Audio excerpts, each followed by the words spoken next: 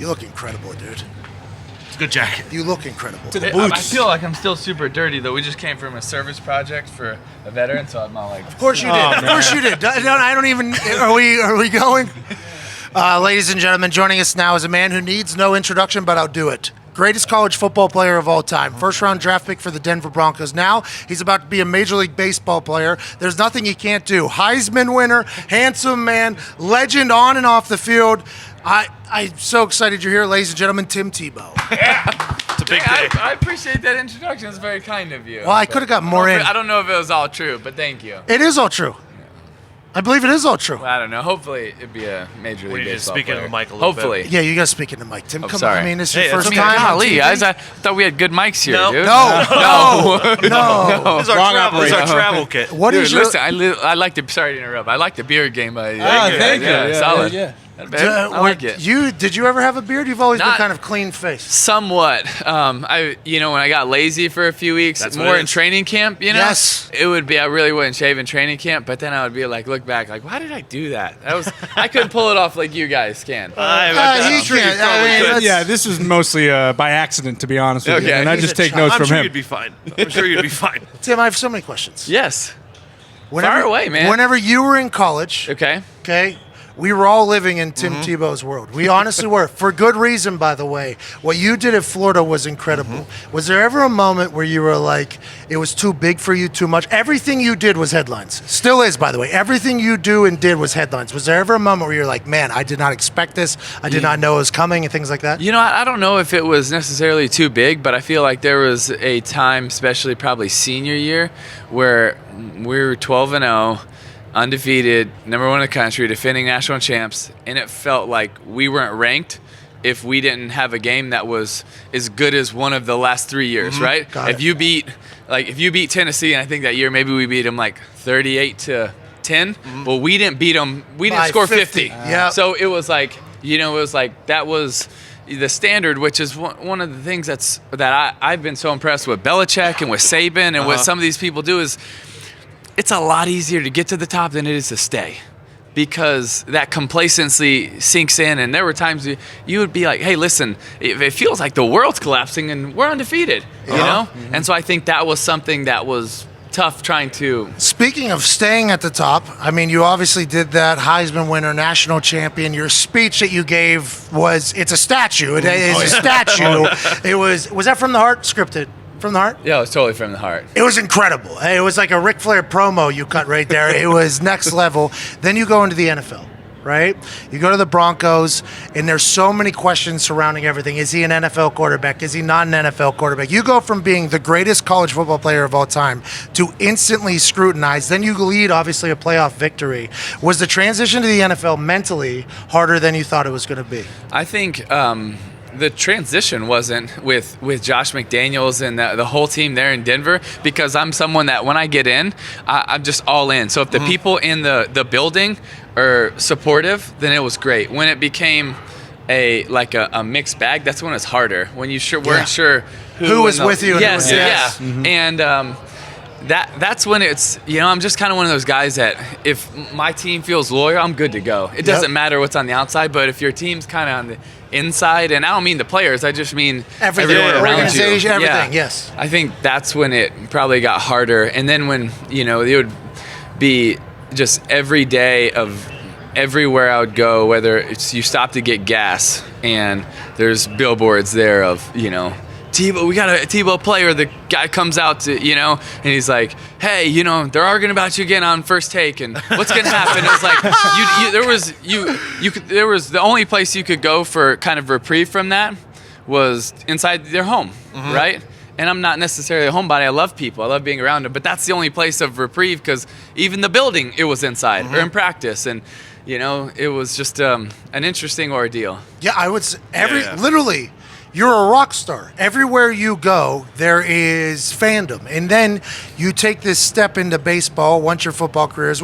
Whenever you decided to change your throwing motion, was Yes. that because people told you to do it, or you wanted to do it? No, that's because they... Were you forced to do that? It was advised to. If I would go back, I wouldn't have done it. Okay, I honestly grew up with it. I feel like that was the only time Tim Tebow ever showed any of giving in to anybody. In my eyes, from an outsider looking in, Yeah. because I said this numerous That's a good times. point, actually. I got to watch you Never just thought about it like dominate that, but- everything, and I enjoyed everything about you. But whenever that started coming out, like the videos from you throwing was hitting the internet, I was like, I did not expect Tim Tebow to do that. I did not expect it to do that. It's also one of the hard things about it is if you would be in practice and it would be our own time and you would be by yourself or with a couple of quarterbacks, you'd be working on something. You might be doing something, just specifically a fundamental that you would know. You'd work Yes. on your private, but every single one of those would be captured and they would be put out. And you're Tim Tebow, like so it's that's going. what it's gonna go. And you'd be like, wait, that's just me by myself on a private field just working. And it's like, and they're like, well, that one went into the dirt. And I was like, wow, I was doing something. But I was trying to get better. All right, Could you imagine if during college the social media era was still there? I don't know how you would have existed. You know what I mean? I think there's a lot of good that can come from it, but it also makes things very difficult. And I think the one thing that I try to encourage people to do is don't be the first person to just, when a special event happens, to just grab your phone, embrace it in the moment. Enjoy it. I feel like so many people, they're more worried about capturing it than embracing it and being in the moment. And I think sometimes you lose part of what's special when you do that. When you decide you want to go to baseball, very hard decision. You've conquered football. No, it was a tough decision. It was a tough decision because there's Why didn't you just model? I wondered this. I wondered why you. I was really wondering because all the scrutiny was coming out on you as a Denver Bronco quarterback. Everybody's coming after you, whether they're for you or against you. You're a topic of conversation. I've had meetings in ESPN where they actually say they have a list of things that move the needle, and it's like LeBron, Tebow, like everything about you. I'm like, this guy's the most handsome dude I've ever seen. He has the perfect, I'll say image. I don't want you to think that means fake. It's like you're the perfect human. I was like, why doesn't he just go model? But you still had more you wanted to do in your athletic career. I think there was part of football that obviously I still love, and still had different opportunities to do, but it wasn't what I was as passionate about, Yep.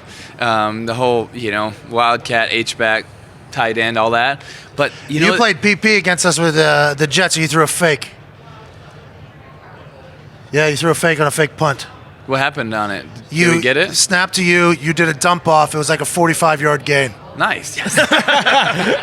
It was bullshit, though. baby. Hey, we talked about it all week. He's so mad. All week we talked about it. We're like, yo, Tebow's the PP. Let's assume that he's in there not to block people. We'll be prepared. And then I think it was the first punt. It was like a 45-yard gain right out the block. I'm like, what are we doing here? You know what's funny about that, though, when I was the up back? Is there were everyone we would play, there would be like four guys being like, I got 15, I got Tebow. I was like, there's not four guys going to be blocking me. And they were going to be like just all out, that and I would be like, especially when we played Pittsburgh, I was like running down the field and there's 7 guys trying to block me. That's a moment, bro. That's their moment. It's not my moment. Do you remember playing Pittsburgh and then throwing a slant in an overtime game and then ruining my life? He's a diehard Steelers fan right there. I do remember that.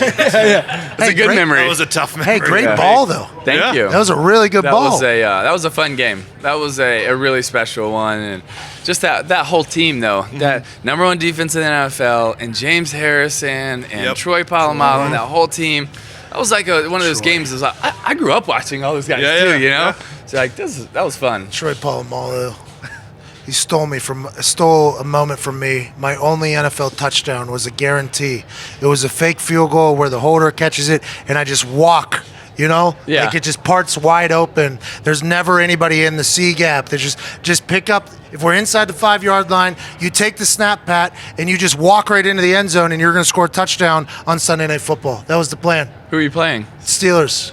Troy Polamalu ruined it, so I'm happy you ruined his day. He bounced his ass into the C So gap. Troy made the tackle against you. No, he didn't make he normally lines up over here, right? Quarterback's 9 talking. out of 100 times. Quarterback's talking now. He lines up over here 100% of the time his entire career. Okay. For some reason, this one time, he bounces into the exact gap where I'm supposed to go, Tebow. I have to check out of it. Guess Omaha. what? Yeah. I'm not dying Did today. you make the call? Yeah, I made the All Omaha. right, that babe. Hey, Yeah. okay, I like that. So you leave football, you go to baseball. Yes. Let's get to it. Because you're going to be in the majors. But you know what? The funny thing about that is most of the people that were even on my team or agents were like, what? You know, like, bro, we just got you a TiVo deal. We got you a direct TV deal. That was a TiVo, yeah. Yeah, I know. And, TiVo with TiVo was a genius idea. Yeah. So, but it was like, so we're having this meeting in New York City, and they're going over these different opportunities, and I'm like, but I'm just a guy. I truly believe the bottom of my heart in pursuing my passions. Yep. What's on your heart. I believe that for everyone because they're there for a reason. And if you don't, well, you might make more money or you might be more famous, but at the end of the day, you're going to look back and you'll regret it because you didn't go after what's on your heart. I don't know if you'd be more famous. I mean, and, it's hard to get more famous. And so for me, they were going over these different opportunities, and I was like, it doesn't spark the passion in me. And I said, hey guys, what do you think about if I pursued baseball? And hold on, I would like to hear this. I would like to set myself up in this meeting. You, a bunch of suits in there, trying to figure out how we go ahead and take over the world, how we continue to keep it moving, spread the Tebow message, which is always a great one, by the way. Thank Positivity, you. Religious. You're a man of faith. Obviously, everybody knows that you're an incredible speaker. They're like, all right, maybe we do this. Maybe we do this. We get you to another team. Maybe they'll take care of you. Better situation. Yeah, you know what, guys? I was thinking maybe I'd just try to become a professional baseball player. I don't know how you guys are feeling about it. I am at peak popularity at this point. Peak popularity coming out of it. You had the Tebow City in Philadelphia and in New England, not by you, but your fans and everybody like that. And then you decide to just pivot and go in a completely different career. When was the time you played baseball before that? Were you a kid? My last time I played was my junior year in high school. Wow. But first of all, that was a really tough decision, giving up my senior year of baseball to go to Florida early for football. But every year at Florida, I would be like, because when I went, Urban told me I could do both. And did he lie? But did he lie to you? No, but every year I would say, tell us if he lied to you. He didn't. Urban. But every year I'd go talk to him, and I would be like, I think I might go do this year. And it was hard, right? So my freshman year, we win the championship. It's like you don't want to go risk it the next year, and those national championships getting away. and it was just that was hard. And so every year I was like it. And then I became friends with some of the Rockies when I was in Denver, and I was like, this taking is BP awesome. Probably. I didn't necessarily do it as much with them, but dude, I went and took BP a lot of different places. Like everywhere I go speak, like all the universities, they'd be like, "Yeah, would you want? Yeah, you're based with me out there. I'll go hit BP." I just loved it. It was fun, you know. And it always had a spark, and that spark never left. And I was like, you know what? If this has been on my heart after, I think at the time it's like 11 years later, I haven't played it. There's a reason. And so while I knew most of the world or the media is gonna say, well, there's no way, and you have a chance to fall flat on your face, and even agents, which is their job, but they were like, dude, what if you embarrass yourself, or what if you fail? And I said, when you risk, when you go after something, that's a chance that you have to take. That's okay. Whoever said that failing was bad? Well, the word, it has a negative connotation. But it also means that if you learn from most great people, they failed over and over, and then they were able to succeed. Let's go, Timmy! Let's go! But it's I mean, a lot of successful people that are CEOs of companies, they failed at companies until they learned. And for me, when I was 50, when I'm 50 years old, I want to turn back and say, you know what? I went after my passion. I went after my passion. I went after my passion, and I tried to do it the right way. And I don't have to look back with regrets of saying, I did it for money. I did it for popularity. I did it for, I played it safe. Like, who cares? Ultimately, who cares, And I wanted to be someone that, and also when I speak to young people, I can say go after your heart because I went after mine. And I wasn't scared of what the world, because the world wants to define us. They want to say you can only do it this way. Hey, let's and my go. thing is, why? I'm going to try to do it the best way for me. There's a wall. There's a wall. Everybody's listening right now is about to run through a wall, Tim. Because I do believe that with the negativity hogging publicity, which is the way the world is right now, negativity hogs the publicity. Everybody thinks that successful people have batted 1,000 in their life when that is not accurate at all. You run into some hurdles and some stumbles, and you're going to learn and grow from it. But then also, a lot of people want to put the persona out there like, also, they're perfect. And I want to be the first one to say, I'm not. Like, real quick, you're You're close. Tim, you don't have to say it. I'll say it. No, but we fail, we mess up. I mean, that's one reason, why I'm so thankful for Grace, for the mentality of it. And that's just a mindset that I want to have all the time, because it's been showed on me, and I want to have that for other people. And, I think that's why Instagram filters are so famous right now, is because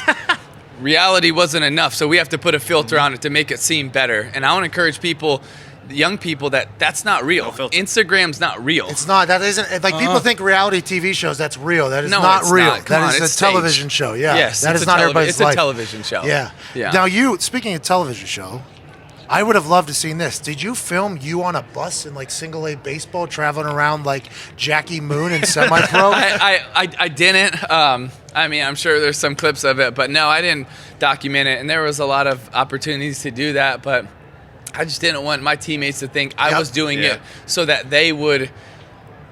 I was being filmed so they would think this isn't real, and I wanted them to see that I'm on the grind. I was on every bus, driving across the country. Motels. We're staying in motels. I don't know if they're motels, but they're not the best, and they're definitely not the best. And definitely worst part of minor league baseball. It's the bus travel. rides I was a professional baseball player in the Frontier League for one night, starting right fielder. for one night. Yeah. One night. Pretty good team, too. Never played baseball in my entire life. Not once. How did you do in the game? I made contact, Tim. 333 on base. percentage. 333 Got on him. base percentage. Never missed a ball. No strikeouts. None. Like it. Huh? 2 putouts. That's what I'm talking about. There it is. See, I don't even know these baseball terms. Solid stat line right there. Yeah, it wasn't Thank you. bad. I looked a little chunky in the suit. I didn't know it was all white. It came in a little tight. I didn't know that was Gotcha. going to happen. That's fair. What Did you go pants down or pants up? Pants down. I had some Jordans, all white Jordans. It just went straight white. It looked good. Do you go pants up? Very rarely. I go pants down, but that's every now and then I feel like you go pants up, you just look a little bit faster, I got no shot of that. There's no more. There's no. Have you found any challenges that you didn't expect? Like, whenever I was going to do my game, professionally baseball, I was told by a lot of people, like, when you see that pitch, it's going to be insane. Like, whether you can either see it or you can't. Hey, and then we start seeing videos of you hitting balls out in tiny towns across the country out of their park. It's like, did you know you were going to be a monster hitting? Did you know that you were going to be able to do it? I mean, I felt like there were certain things I could bring, but then there were also parts that gosh, that freaking right-handed changeup got me for about 3 months in a row. It's just over the top, and it's hard, and you got to adjust. And my first year, I remember a few months in, I'm batting 150, and it was like 13, at bats in a row where I was an offer.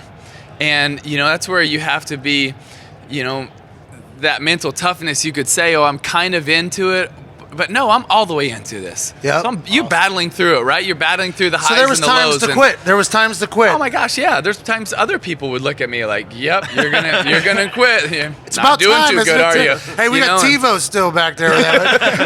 But it's just that that's not how I'm wired in my mentality. So you battle through that, but you go through those in every sport, in everything that you do, and even the best players in the game go through slumps, and it's how you handle those moments. Nice. Hell yeah. Tim, you think Urban Meyer's coming back to coaching? Because none of us believe he's done. Nobody. it's He got gonna asked be- 5 times if he's going to come back. I think it's going to be really hard for him to never be a part of a team. Sorry, I got it. I'll work on that. I think it'll be really hard for him to never be part of a team. You got to understand, he is one of the most competitive people that I've ever met. He is one of the most driven people I've ever met. And if he doesn't have a place to, a goal to drive towards and to compete for, I think he'll long for it. I think he also is one of the biggest family men I've ever met. So he has a grandchild now, and he loves being around. And his son Nate's playing baseball at Cincinnati, so he's over there all the time. And so I think he'll have some outlets, but I think it's gonna creep in him a little He's coming bit. back. Everybody knows it too. He should just say, "I'm gonna Or take there a pause." could be something he would be involved in. I'm not saying he would be a head coach, but I think there'd be some place where Maybe he would an want AD, to. something like Consultant. Could be, yeah. Something like that. Got it. What's the next plan for you? You're going to be in the majors. I am a big-time baseball guy, as you just found out. I'm Yeah. a big-time baseball guy. You get into the majors, though. Is that was obviously the goal all along. Would there be any moments that are too big for Tebow? Like, is there any moment, like you get in the majors, your first at bat? Let's imagine that it's in New York.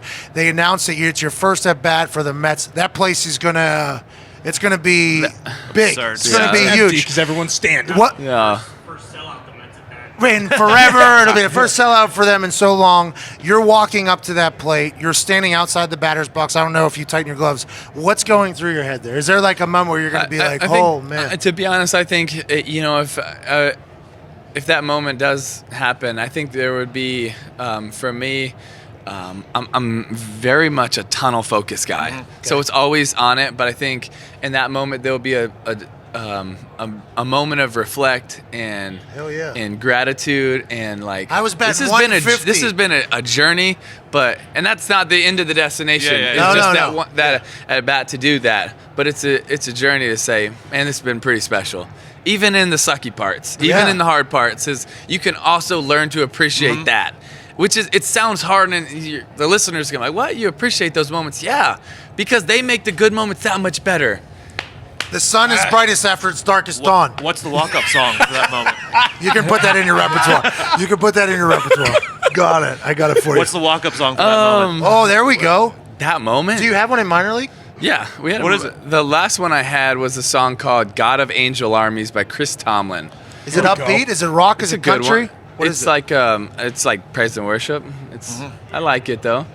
Like some It says, gospel "I know music. who goes before me. I know who stands beside. The God of Angel Armies is always I on like my it. side." Let's go. That's some good. I also feel like that pitcher's like, oh shoot, you know, like hopefully he's like, he's like, I mean, you're not trying to, it's always a mind game with the pitcher Yeah, yeah. too, Oh, yeah. you know? Do you point the bat? No. No, It's too humble for that. I did. you're like point it up there, Right then on the it, pitcher, right then on it the got through me a curveball and I almost fell. I almost fell. Yeah, over. I've done that a few times too. Well- and then the pitchers look at me. Yeah, laughing. Yeah, I got these angels, dude. Well, Tim, we're very lucky that you stopped through here, Thank man. you. Good I luck. appreciate it. It It's has really been fun, man. awesome Thank following you. your Really career, fun talking man. to you guys. Thank you. You deserve everything me, that's man. coming. I Appreciate think it. Thanks, Majors is man. coming. I can't wait to see it, and so thankful for you. And you look incredible, obviously. You should. The model thing, just put it on the back. Just think about it later in life. I have those same jeans. I don't look the same at They all. look Well, nothing I like gotta that. tell you, you guys are really fun to you. talk to. So I appreciate We it. try. Well, We you're try. motivating here. We needed the motivation. Yeah, we're about to run No, through it. well, I'll tell you this. I mean, I've gone through quite a few interviews, No. and not all of them are fun. Yeah. You guys are really fun. What is a question you get all the time? What is the standard Tim Tebow question? Which one do you like more, football or baseball? Oh, come I on. get happy that I probably didn't the ask most. I'm happy I didn't ask. That was stupid. Because I played both sports professionally as well. That's it for Tim Tebow.